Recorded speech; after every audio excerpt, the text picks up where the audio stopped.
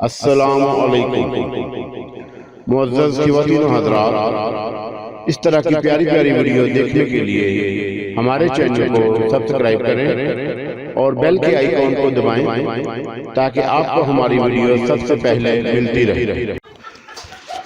السلام علیکم دوستو، پیش خدمت ہے پجاری ایپیسوڈ نمبر 18۔ آہ میرے خدا، اتنی خوشی کی بات ہے کہ میں ہوش و حواس کی دنیا میں واپس آ گیا ہوں۔ اس کا مطلب ہے کہ وہ سب کچھ ایک خواب تھا، لیکن خواب کیسا خواب؟ اور یہ سب کچھ البتہ ان تمام باتوں کو سوچنے سے دماغ دکھنے لگا۔ میں نے سوچا کہ پہلے کچھ کھانے پینے کی بات کروں۔ تھوڑے ہی فاصلے پر چائے کا سٹال کھلا ہوا تھا۔ اکرام خان مجھے جاگا کر چلا گیا۔ میں نے اپنی جیب میں دیکھا، کچھ نوٹ رکھے ہوئے تھے۔ یہ نوٹ پہلے بھی میری جیب میں موجود تھے۔ میں یہ بات دعوے سے کہہ سکتا ہوں کہ جن سارے واقعات سے گزرا تھا اور پھر اس کے بعد اچانک ہی میری جان اس جادوگرنی سے کیسے چھوٹ گئی، یہ بات میری سمجھ میں نہیں آئی۔ بہرحال کسی نہ کسی طرح گرتا پڑتا سٹال تک پہنچا اور سٹال والے سے کہا، لاؤ بھائی، جلدی سے چائے دے دو اور تھوڑے سے بسکٹ نکال دو۔ اس وقت چونکا کوئی ٹرین نہیں آئی تھی اور پلیٹ فارم کا ماحول سنسان تھا۔ چائے والے نے، جس کا نام جمشید خان تھا، چائے کی پیالی میں چائے انڈیلی اور 3-4 بسکٹ نکال کر پلیٹ میں رکھ کر میرے سامنے کر دیے۔ میں نے چائے کی پیالی اٹھا کر چہرے کے قریب کی اور اس سے ہلکی ہلکی بھاپ اٹھ رہی تھی، لیکن اس کا رنگ دیکھ کر میری آنکھیں حیرت سے پھٹ گئیں۔ یہ بالکل خون کا رنگ تھا۔ میں نے پھٹی پھٹی آنکھوں سے اس خونی رنگ کی چائے کو دیکھا اور حیرانی سے جمشید خان کو۔ پھر میں نے اس سے کہا کہ جمشید خان، ہاں کہو، کیا بات ہے راجو بھیا، یہ چائے ہے کیا یہ پیالی میں؟ ہاں چائے ہے، ذرا دیکھو تو اسے، میں نے کہا اور چائے کی پیالی اس کی طرف بڑھا دی اور اس نے چائے کی پیالی کو دیکھا اور بولا، کیوں، کیا بات ہے؟ یہ سرخ رنگ؟ سرخ رنگ تو اور کیا؟ نہیں بھیا، سرخ رنگ کہاں ہے اس میں؟ جمشید خان نے کہا۔ کیا کہہ رہا ہے یار، ذرا اسے سونگھ کر تو دیکھ، میں نے اسے کہا۔ کیا ہو گیا ہے تجھے؟ جمشید خان نے حیرانی سے کہا۔ یار کمال کرتا ہے، یا تو تیری آنکھیں خراب ہو گئی ہیں یا میری۔ یہ تو بالکل خون کے رنگ جیسی چائے ہے اور اس میں اٹھنے والی بدبو۔ میں نے چائے میں سے اٹھنے والی بھاپ کو سونگھتے ہوئے کہا، یار تیری کھوپڑی کچھ الٹ گئی ہے۔ جمشید خان نے چائے کی پیالی اٹھاتے ہوئے کہا، تیرا دماغ خراب ہو گیا ہے، ذرا اسے چکھ کر دیکھ، میں نے کہا۔ جمشید خان نے چائے کی پیالی اٹھا لی اور چائے کا ایک گھونٹ لیا اور پھر بولا، لے اب تو بھی چکھ لے۔ میں نے پھٹی پھٹی آنکھوں سے اس خون کے رنگ والی چائے کو دیکھا۔ جمشید خان اسے دیکھ کر بالکل حیران نہیں تھا۔ میں نے اسے چہرے کے قریب کیا، بدبو اٹھ رہی تھی اور اس کے باوجود میں نے اس بدبو کو برداشت کرتے ہوئے اس کا ایک گھونٹ لیا۔ نمکین اور بدبودار خون، خون اور صرف خون۔ مجھے ایک دم الٹی سی آنے لگی اور میں نے چائے کی پیالی رکھ دی اور الٹی کرنے کے لیے وہاں سے دوڑ گیا۔ جمشید خان حیرانی سے میری صورت دیکھ رہا تھا۔ مجھے بڑی سی الٹی آئی اور اس نے مجھے بری طرح نڈھال کر دیا۔ تھوڑی دیر کے بعد پلیٹ فارم کے تمام کلیوں کو اس بات کا علم ہو گیا کہ میں بیمار ہوں، لیکن میں بیمار نہیں تھا، میں تو بھوکا تھا۔ اچانک میری نگاہ سامنے پھل والے پر پڑی اور میں نے اپنے پاس بیٹھے ہوئے ایک ساتھی کلی سے کہا، بھیا یہ پیسے لو اور میرے لیے 6 کیلے لے آؤ، میں سخت بھوکا ہوں۔ کیا بتاؤں تمہیں میرے اوپر اس وقت کیا گزر رہی ہے؟ کوئی بات نہیں، میں لے کر آتا ہوں، اس نے کہا اور تھوڑی دیر کے بعد وہ کیلے لے آیا۔ بمشکل تمام میں نے لرزتے ہوئے ہاتھوں سے کیلے کو چھیلا اور پھر اس کے منہ کے قریب کرنے ہی والا تھا کہ اچانک کیلے کا سامنے کا حصہ سانپ کے پھن کی طرح لہرانے لگا اور اس کی ننھی ننھی آنکھیں مجھ پر جمی ہوئی تھی اور زبان بار بار باہر نکل رہی تھی۔ میں نے دہشت زدہ چیخ مار کر کیلا دور پھینک دیا اور میرا ساتھ بیٹھا ہوا کلی چونک کر اسے دیکھنے لگا۔ کیوں، کیا ہوا؟ سانپ ہے یہ، کہاں سے اٹھا لایا تو؟ راجو، جمشید خان کہہ رہا تھا کہ تیری طبیعت کچھ خراب ہے۔ کہاں ہے سانپ میرے بھائی؟ یہ سب کیا ہے؟ میں نے کیلوں کی طرف اشارہ کر کے کہا۔ اگر یہ سانپ ہے تو ہم اسے کھائے جاتے ہیں۔ اس نے ایک کیلا اٹھایا اور اسے چھیل کر کھا گیا۔ میں حیرانی سے اسے دیکھتا، پھر میں نے دوسرا کیلا اٹھایا، उसे छीला तो उसकी भी जुबान लहराती हुई नजर आई। मैं चीखता हुआ वहां से दौड़ गया था और बहुत से कुली अफसोस भरी निगाहों से मुझे देख रहे थे और मैं रेल की पटरी पर दौड़ा चला जा रहा था। मेरे खुदा, क्या करूं, मैं क्या करूं। न जाने कितनी देर तक मैं दौड़ता रहा और उसके बाद ठोकर खाकर गिर पड़ा। पहले तो कुछ कुली मेरे पीछे दौड़े, लेकिन जब मैं बहुत दूर निकल आया तो उन्होंने भी मेरा पीछा छोड़ दिया। मैं गिरा तो रेल की पटरी मेरे माथे पर लगी और मैं बेहोश हो गया। होश आया तो बहुत देर हो चुकी थी। वो वाक़यात मेरे जहन में थे। मेरी आंखें बंद हो रही थी। भूख से मेरा दम निकला जा रहा था और मुझे यूँ महसूस हुआ कि मैं अपने बदन के किसी हिस्से को जुम्बश भी नहीं दे सकता। क्या करूं मैं अपनी इस हालत का। मेरे होंठों से एक बड़बड़ाहट सी निकली और मैंने आंखें खोलकर अफसुर्दा निगाहों से चारों तरफ देखा। हाथ से टटोल कर रेल की पटरी तलाश की, मगर क्या, मेरे हाथ तो किसी नरम गद्दे से टकराए और माहौल भी रेलवे स्टेशन का नहीं था। दूर दूर तक ना तो रेल की पटरी का पता था और ना ही कुछ और। मेरे खुदा, क्या है ये सब कुछ। मैंने दीवाना वार चारों तरफ देखा। बड़ा खूबसूरत माहौल था। बड़ी ही हसीन सी कैफियत थी उस माहौल की। मैंने इधर उधर देखा। भूख अब भी उस शिद्दत के साथ लग रही थी। दफतन सामने वाले कमरे के दरवाजे पर पर्दा हटा और उसके बाद वही बेगम साहबा अंदर दाखिल हुई। उनके पीछे 2 लड़कियां थीं जो हाथों में खाने पीने की अशिया उठाए हुए थी। मैं उठकर बैठ गया और ललचाई हुई निगाहों से उन चीज़ों को देखने लगा। बेगम साहबा के होंठों पर मुस्कुराहट फैल गई और उन्होंने मध्यम आवाज़ में कहा, मेरा नाम सामरी है, लोग मुझे सामरी कहते हैं। बेगम साहबा जी, ये सब क्या है? मेरी समझ में कुछ नहीं आ रहा। मैं भूख से मर जाऊंगा। नहीं, ऐसे नहीं, तुम मुसलमान हो ना? हाँ जी, मेरा नाम राजू है। राजू, चलो, मैं तुम्हारे साथ बड़ा रहम का सलूक कर रही हूँ। इस वक्त तुम इस कदर भूखे हो कि अगर मैं चाहूँ तो तुम्हें खाने की शक्ल में जहर भी दे सकती हूँ। तुम उसे आसानी से खा लोगे, लेकिन मैं वो नहीं कर रही जो करना चाहती हूँ। एक बात कहूँ तुमसे। जी बेगम साहबा। बेगम साहबा नहीं, सामरी कहो मुझे। जी सामरी। चलो ठीक है, पहले अपना पेट भर लो। और उसने पीछे आने वाली दासियों को इशारा किया और दासियों ने खाने पीने की चीज़ें मेरे सामने रख दी। उसके बाद तुम अंदाज़ा लगा सकती हो कि मुझ जैसा भूखा उन चीज़ों पर कैसे टूट सकता है। बहरहाल मैंने खूब खा पी कर शिकमसेर हो गया। सामरी ने हाथ से इशारा करके उन दासियों को जाने के लिए कहा। वो बर्तन उठाकर चली गईं। मुझे यूँ महसूस हुआ कि जैसे दुनिया की हर नेमत मेरे लिए बेमकसद हो। उससे अच्छी ज़िंदगी भला और कौन सी हो सकती है। कुछ देर मेरी सूरत देखती रही, फिर उसने कहा कि मैं तुमसे एक बहुत बड़ा काम लेना चाहती हूँ राजू, लेकिन उसके लिए तुम्हें बहुत कुछ खोना पड़ेगा। तुम रेलवे स्टेशन पर कुली का काम करते हो। जो कुछ तुम्हें हासिल होता है तुम जानते हो। पुलिस की ठोकरें, जूते, गालियाँ और उसके बाद ज़िंदगी का खात्मा। लेकिन अगर मैं तुम्हें महाराजा बना दूं तो कैसा रहेगा? मेरे होंठों पर फीकी सी मुस्कुराहट फैल गई। मैंने कहा, जी सामरी, बात तो बड़ी खूबसूरत है, लेकिन इस दौर में महाराजा होते हैं? तुम्हारी छोटी आंखें उन्हें नहीं देख सकती। राज करते हैं वो।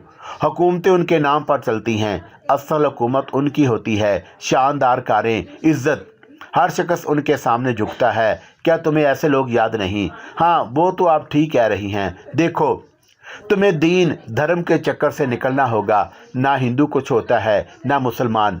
संसार में शक्ति जिसके पास हो वही महान होता है। अगर तुम महान बनना चाहते हो तो दीन धर्म के चक्कर से निकलना होगा। बात असल में ये है देवी सामरी जी कि मैं जानता हूँ कि हम मुसलमान चाहे दीन धर्म से दूर ही क्यों ना हो जाएं, अपना दीन कभी नहीं बेचते। वो बड़े ही बदनसीब होते हैं और खुद आ जाने क्या होता है उनके अंदर कि वो अपना मज़हब बेच देते हैं। हम माँ बहन बाप बेटी सब के लिए सीना तान कर खड़े हो जाते हैं, लेकिन अगर दीन धर्म का मामला हो तो सीना तान कर नहीं, हम अपना सर हथेली पर रखकर खड़े हो जाते हैं और ज़िंदगी हमारे लिए बेहकीकत होती है। बहरहाल सामरी कहने लगी, अगर तुम इन झगड़ों से निकलकर मेरे कहने पर अमल करो तो मैं तुम्हें इतनी ताकत बख्श सकती हूँ। मगर कैसे? जो कुछ मैं कहूँगी तुम्हें वो करना होगा। मसलन, मैंने सवाल किया, उसने अपने लिबास से एक चीज़ निकाली।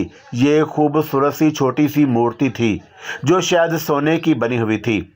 उस मूर्ति की लंबाई चौड़ाई 3 इंच से ज़्यादा नहीं थी, लेकिन मूर्ति बहुत ही खूबसूरत थी। उस औरत ने कहा कि ये मूर्ति तुम्हें अपने कब्जे में करने के लिए एक जाप करना होगा, क्या समझे? और जब तुम ये जाप पूरा कर लोगे तो इस मूर्ति में ज़िंदगी दौड़ जाएगी और उसके बाद उसे सामने रखकर तुम जो कुछ तुम चाहोगे कर सकोगे। ये मूर्ति तुम्हें राजा बना देगी। मैंने हामी भर ली। उस बदबख्त औरत ने मुझे वो जाप बताया जिसे पूरा करके मैं उस मूर्ति का मालिक बन सकता था, और उसने मुझे उस जाप के बारे में बताना शुरू कर दिया। ये एक मंत्र था, लेकिन सच्ची बात यह है कि मुझे इस बात का इल्म नहीं था कि जादू मंत्र पढ़ने से दीन धर्म पर क्या असर पड़ता है। बस ये समझ लो कि मैंने तो दौलत हासिल करने के लिए ये जाप कबूल कर लिया था। उस औरत के बताए हुए तरीके के मुताबिक मैंने हर काम करने का फैसला किया। उसने कहा कि ये जाप करते हुए तुम्हें बहुत मुश्किल होगी। क्यों? जाप के बैर तुम्हें डराएंगे, लेकिन इस इमारत के एक बड़े दरख्त के साए में बैठकर तुम ये जाप करना, तुम्हें आसानी रहेगी।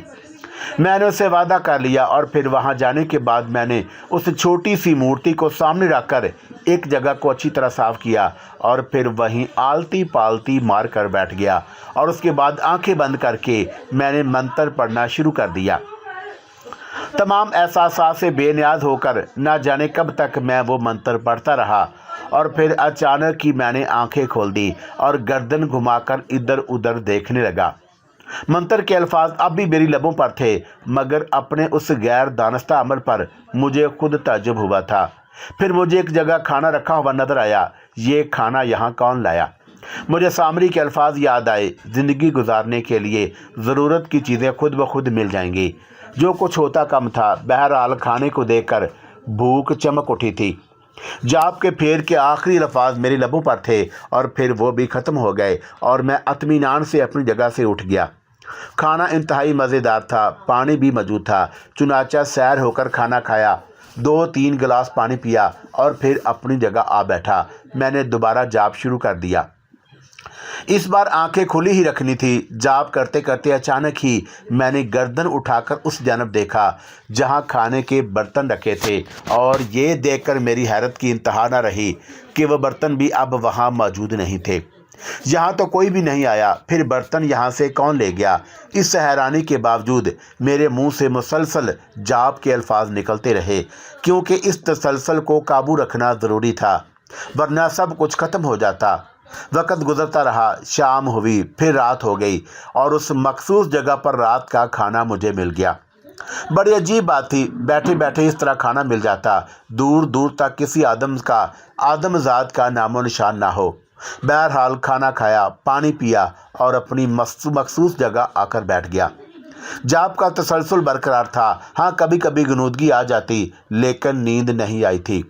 एक ख़ास बात जो मैंने महसूस की वो ये थी कि सारी रात एक मखसूस रोशनी पूरे माहौल पर छाई रहती, और इतनी थी कि मैं अपने आप को आसपास की चीज़ों को देख सकता था।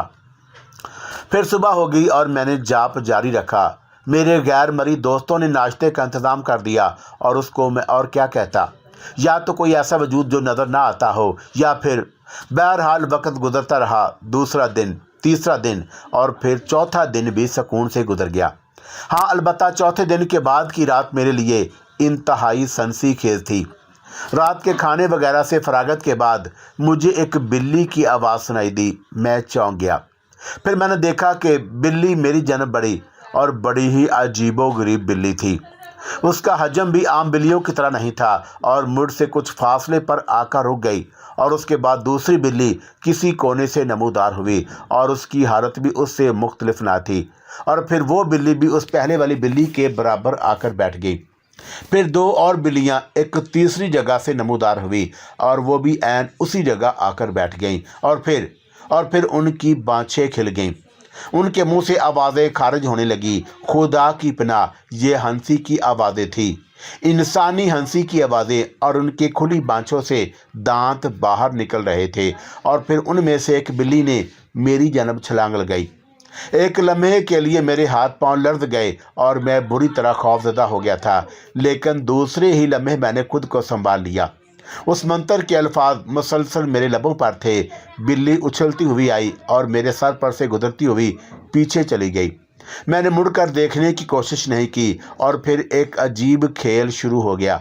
वो बिल्लियां मेरे दाएं बाएं आगे पीछे चकराने लगीं। मेरे सर के ऊपर मखसूस ऊंचाई तक वो छलांगे लगाती रहीं, लेकिन एक दफ़ा भी उनका जिस्म मुझसे नहीं टकराया।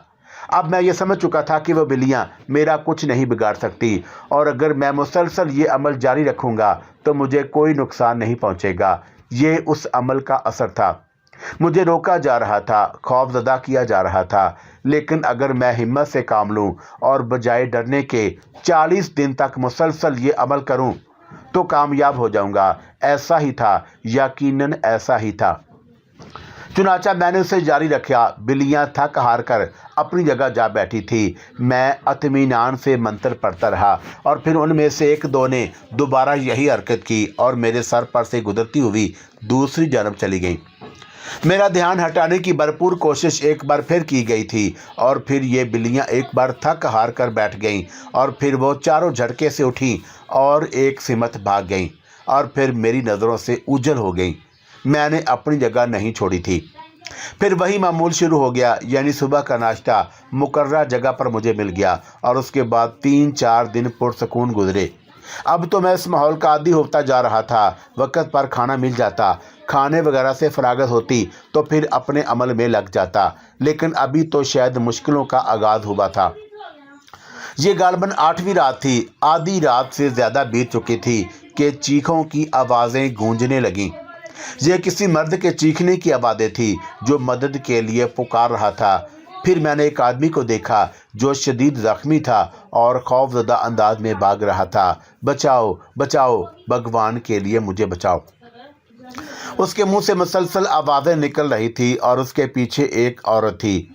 मैं शदीद डर गया, लेकिन खुद को संभाले रखना ज़रूरी था। फिर वो आदमी चौंक कर मुझे देखने लगा और उसका अंदाज ऐसा ही था जैसे उसने पहले मुझे देखा हो और बिल्कुल मेरे करीब आ गया और उसका चेहरा इंतहाई मकरूह और बेहानक था। घुंघराले बाल जो गिर्द में अटे हुए थे और उसके शानों तक झूल रहे थे। चेहरे पर जख्म के निशान, ऊपरी होंठ कटा हुआ जिसमें से दांत बाहर झांक रहे थे।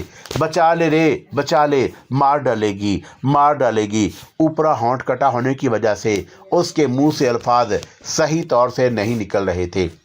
मैं मसरूफ़ अमल रहा। ए लड़के, सुना नहीं तुमने मैं क्या कह रहा हूँ? वो मुझे खाने पर तुली है और तू अपने ही काम पर लगा है, बचाएगा नहीं मुझे। वो औरत भी अब मेरे करीब आ गई। काली भज्जंग औरत, बाल बिखरे हुए, आंखें फटी हुई, हिंदवाना तर्ज की साड़ी बांधे हुए और उसके दांत भी अजीब से अंदाज में बाहर निकले हुए थे। लेकिन एक बड़ी अजीब चीज़ जिसने मेरे बदन की लर्जिशें तेज़ कर दी, उसकी दांतों पर खून लगा हुआ था और फिर उसके मुंह से करारी सी आवाज़ निकली, ही। मिल गया, कहाँ तक भागेगा? अरे कहाँ जाएगा बचकर? चल आजा आजा। खबरदार जो आगे बड़ी कुतिया, क्या मुझे कच्चा चबा जाएगी? तू और क्या, तू ही तो खाऊंगी। और तू कौन है यहाँ? ये भी तो है, इसे खा जा। और उस शख्स ने मेरी तरफ इशारा करके कहा और मैं बुरी तरह सहम गया।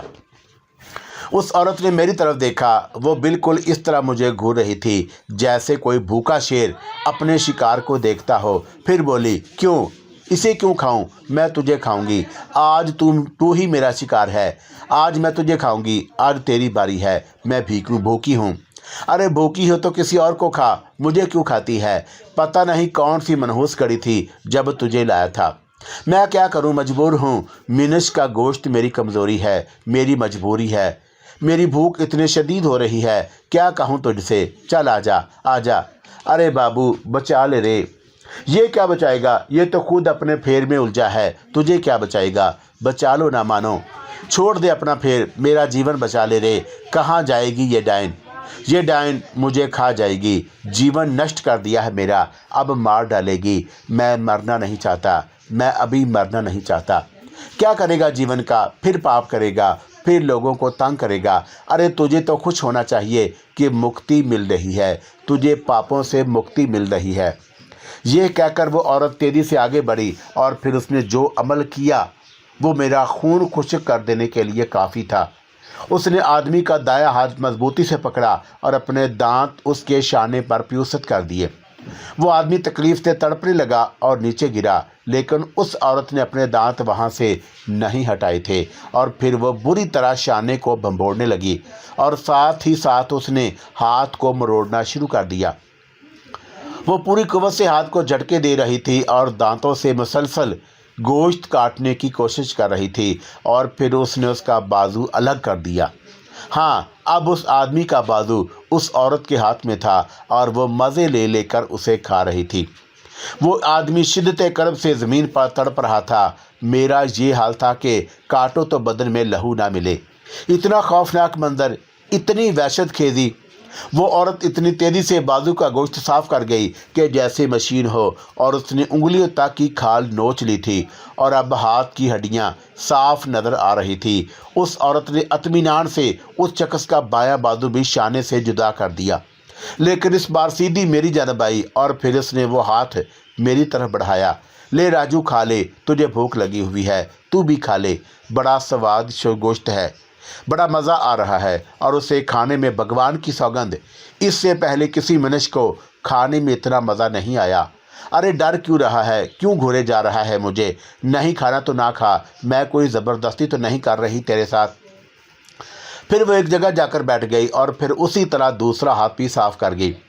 ادھر اس شخص کا یہ عالم تھا کہ وہ زمین سے 3 فٹ اونچا اچھل رہا تھا اور اس کے حلق سے مسلسل بھیانک چیخیں بلند ہوئیں۔ مر گیا، مر گیا، ارے مر گیا، کھا گئی، کم وقت کھا گئی، اے مانو تو اٹھ جا، میں کہتا ہوں کہ بھگوان تجھے کبھی معاف نہیں کرے گا۔ تو نے میرا جیون نہ بچایا تو کبھی اپنے عمل میں کامیاب نہیں ہوگا۔ یہ میرا شراپ ہے تجھے، مانو، یاد رکھنا، یاد رکھنا۔ میرا رواں کانپ رہا تھا۔ یہ منظر کسی انسان کے ہوش اڑا دینے کے لیے کافی تھا، لیکن میں نے بڑی مشکل سے خود پر قابو رکھا اور پھر اس عورت نے اس آدمی کی ٹانگ نوچنا شروع کر دی۔ وہ بڑی مہارت سے ٹانگ کا گوشت صاف کر رہی تھی۔ اس بار اس نے ٹانگ الگ کرنے کی کوشش نہیں کی اور پھر وہ دوسری ٹانگ بھی چٹ کر گئی۔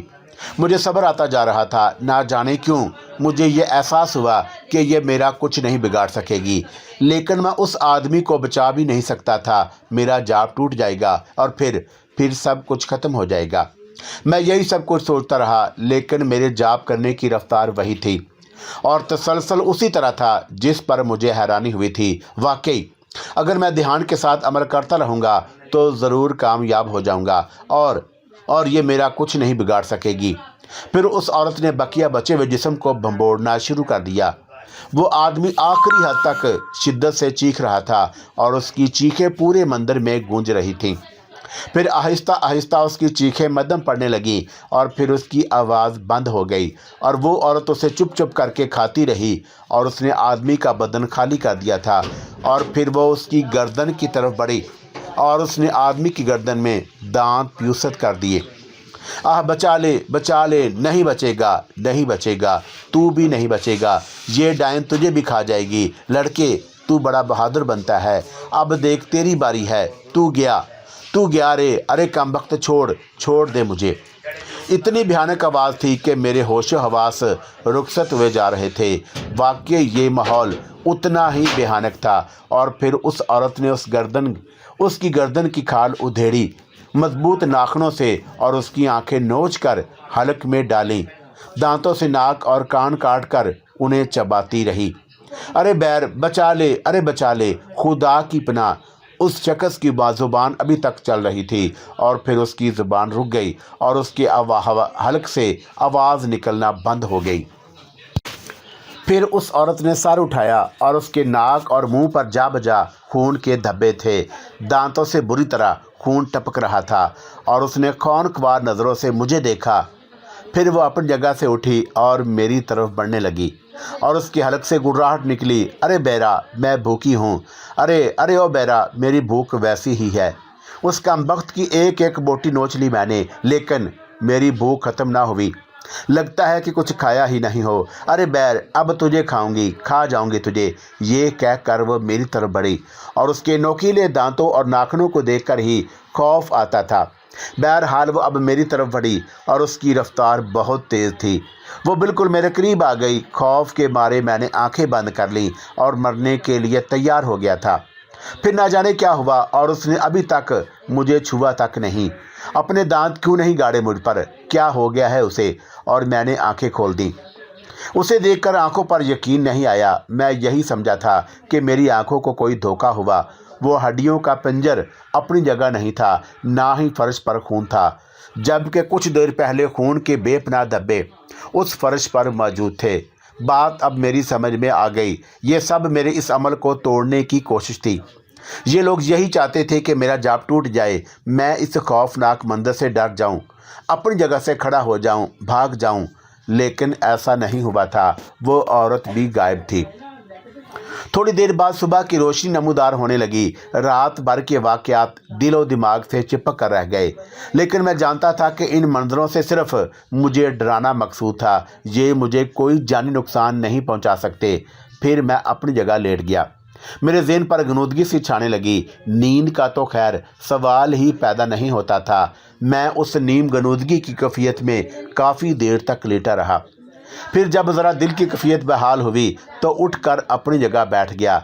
एक बार फिर खुद को मजबूत किया और पूरे तन दही के साथ उस अमल में मसरूफ़ हो गया।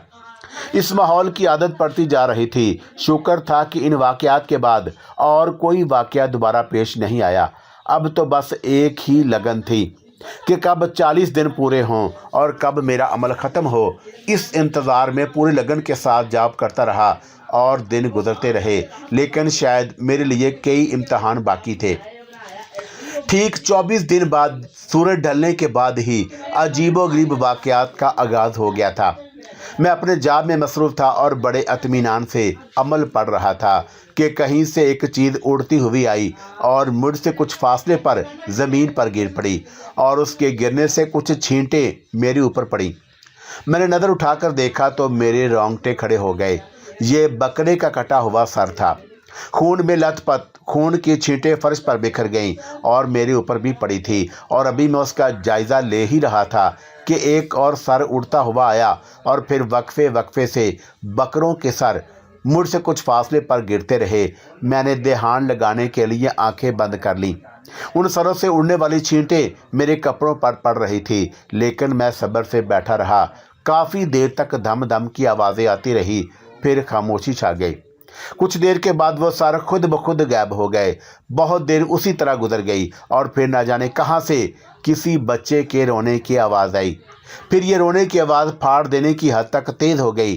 फिर एक आवाज़ आई, मारो मारो इसे, अरे जल्दी करो, ये मरवाएगा हमें, नादान है बालक। अरे काहे का नादान, हमारी आज़ादी ख़त्म करने के लिए जा रहा था, नहीं छोड़ेंगे नहीं छोड़ेंगे। मैं अब पुरसकून हो गया था। दिल में सोचा था कि अब इन तमाम बातों से डरना बेकार है। सुबह तक ये मशगला जारी रहा और उसके बाद माहौल पुरसकून हो गया। मेरे खैर ख्वाहों ने मेरी दिलचस्पी के लिए बहुत से सामान रखे थे। चुनाचा 32वीं रात में जाप में मसरूफ़ था कि अचानक ही ज़मीन फटनी शुरू हो गई और उसमें एक बहुत बड़ा सुराख हो गया और फिर उस सुराख में से एक चीज़ ने सर उभारा। इंतहाई खौफनाक शक्ल थी ये। ऊपर को उठे हुए कान, बेड़ियों जैसे चबड़े जिनसे दांत बाहर झांक रहे थे, अंगारों जैसी दहकती हुई आंखें, और उसने दोनों हाथ ऊपर रखे और हाथों पर वज़न डालकर ऊपर आ गया और उसके हाथ पैर बिल्कुल इंसानों जैसे थे, लेकिन उसका कद सिर्फ 1 फुट था। इंतहाई हैबतनाक बोना मैंने ज़िंदगी में पहली बार देखा। और फिर उसके पीछे पीछे एक और बोना निकला और उसका बदन भी वैसा ही था, अलबत्ता चेहरा शेर की मानद था। ये सिलसिला ख़त्म नहीं हुआ और 2 और बोने उन दोनों के पीछे बाहर निकले और उनकी हालत भी मुख्तलिफ नहीं थी। फिर सबसे आखिर में एक और बोना निकला और उसका बदन भी वैसा ही था और उसका चेहरा इंतहाई खौफनाक था। उसका कद भी उन तीनों से बड़ा था और उनके चेहरे पर जा बजा बाल उगे हुए थे। जबड़ों से नोकीले दांत बाहर झांक रहे थे। वो पांचों एक साथ चलते हुए मेरे करीब आ गए। लंबा बोना सबसे आगे था और फिर उसके मुंह से मिनमिनाती हुई आवाज़ निकली, जी मालिक। एक दूसरे बोने ने कहा, अरे ये कौन है रे, ये बैर बड़ा खटूर है। अरे मैंने पूछा ये कौन है? ये तो मुसला है, लेकिन संपवानी के लिए जाप कर रहा है। चेपदी और चेपदी का शोरबा, ये करेगा जाप? करेगा मालिक, कर रहा है। आप देख नहीं रहे कैसे पढ़ रहा है? पढ़ने दे, लेकिन सोच ले, ना सिर्फ तू बल्कि हम सब इसके नीचे आ जाएंगे। देखो फिरौना, एक तो ये ठहरा मिनिश, फिर मुसला। ना भाई ना, मैं तो ना आऊँगा इसके फेर में। फिर क्या करें मालिक? तुम में से एक इसे मारेगा, हम में से, हाँ तुम लोगों में से। पर मालिक, ये क्या पर लगा रखी है? तय कर लो लोगों, तय कर लो, को लोगों मारेगा इसे। मैं मारूंगा इसे, वो बोना जिसे फिरौना कहा गया था बोला। नहीं, इसे मैं मारूंगा, एक दूसरे बोने ने कहा। नहीं, तुम दोनों में से कोई इसे हाथ नहीं लगाएगा, इसकी मौत मेरे हाथों लिखी है, तीसरे बोने ने कहा। और फिर अजीब सा खेल शुरू हो गया। ये सब आपस में लड़ने लगे और हर एक यही चाहता था कि मौत उसके हाथों से हो। और फिर मैंने देखा कि उन्होंने अपने लिबासों में से छोटी छोटी तलवारें निकाल लीं। वो तलवारें लहराने लगे।